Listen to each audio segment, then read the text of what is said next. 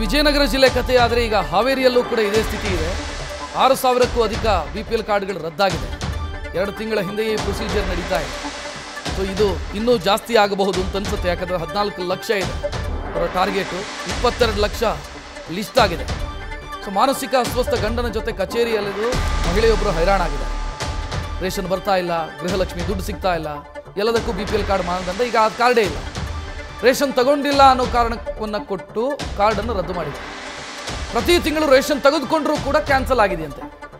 So ಈ ಅಧಿಕಾರಿಗಳ ಕೈಯಲ್ಲಿ ಎಲ್ಲವನ್ನ ಕೊಟ್ಟು ಬಿಟ್ಟರೆ ಅವ್ರು ಏನು ಮಾಡ್ತಾರೆ ಅನ್ನೋದಕ್ಕೆ ಇದು ಉದಾಹರಣೆ.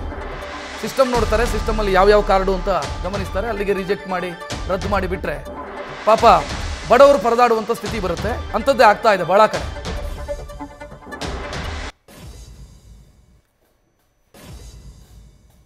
ಕಾರ್ಡ್ ಬಂದಾಗೈತ್ರಿ, ರೇಷನ್ಗೆ ಹೋದ್ವಿ, ರೇಷನ್ ಇಲ್ಲ ಅಂತ ಕಳಿಸಿದ್ರಿ. ಅವ್ರು ಬಂದಾಗೈತಿ ನಿಮ್ ಕಾರ್ಡು, ತಹಸೀಲ್ದಾರ್ ಆಫೀಸ್ಗೆ ಹೋಗು ಅಂತಂದ್ರಿ. ನಾವ್ ತಹಸೀಲ್ದಾರ್ ಆಫೀಸ್ಗೆ ಹೋದ್ರ ಮ್ಯಾಲಿನಿಂದನ ಬಂದ್ ಮಾಡ್ಯಾರ ಅಂತ ಅಂದ್ರಿ ಅವ್ರು. ಹಗ್ಲೆಲ್ಲ ನಾವು ಬಾಳ 3 ತಿಂಗಳಾಯ್ತ್ರಿ ಅಡ್ಡಾಡಕ್ ಕುಂತು ನಾವು ರೇಷನ್ ಕಾರ್ಡಿಗಾಗಿ. ರೇಷನ್ ಕಾರ್ಡ ಬಂದ್ ಮಾಡ್ಯಾರ್ರಿ ಅವ್ರು. ನಮ್ದು ಆಸ್ತಿ ಇಲ್ಲ ಏನಿಲ್ಲ ರೀ, ನಾವ್ ಕೂಲಿ ಕೆಲಸ ಮಾಡ್ಕೊಂಡು ತಿನ್ನೋರಿ. ನಮ್ಮ ಹಸ್ಬೆಂಡಿಗೆ ಮಾನಸಿಕ ಇದು ಇದ್ದವ್ರಿ ಅವ್ರು. ಅವ್ರಿಗೆ ದವಾಖಾನಿಗೆ ಅಂತ ಬೇಕ್ರಿ, ದವಾಖಾನಿಗೆ ಕಾರ್ಡ್ ಬಂದಾಗೈತ್ರಿ. ಮಗಳಿಗೆ ದವಾಖಾನಿ ಬೇಕು, ಶಾಲಿಗ್ ಬೇಕ್ರಿ. ನಮ್ಗೆ ರೇಷನ್ ಇಲ್ದ ವಜ್ಜ ಆಗೈತ್ರಿ. ನಮ್ಗೆ ಅದ್ರ ಮೇಲೆ ಜೀವನ ಮಾಡ್ತೀರಿ ನೀವು? ಅದ್ರ ಮೇಲೆ ಹೌದ್ರಿ. ಕೇಳಿದ್ರ ಅವ್ರು ಇಲ್ಲ ಮ್ಯಾಲಿಂದ ಅವ್ರು ಆದೇಶ ಬಂತು ಅಂದ್ರೆ ನಾವ್ ಮಾಡ್ತೀವಿ ಅಂತ ಅಂತಾರಿ. ಹಗ್ಲೆಲ್ಲ ಕೇಳಿದ್ರ ನಮ್ಮ ಯಜಮಾನ್ರಿಗೆ ಮಾನಸಿಕ ತತ್ವ ಐತ್ರಿ ಅವ್ರು.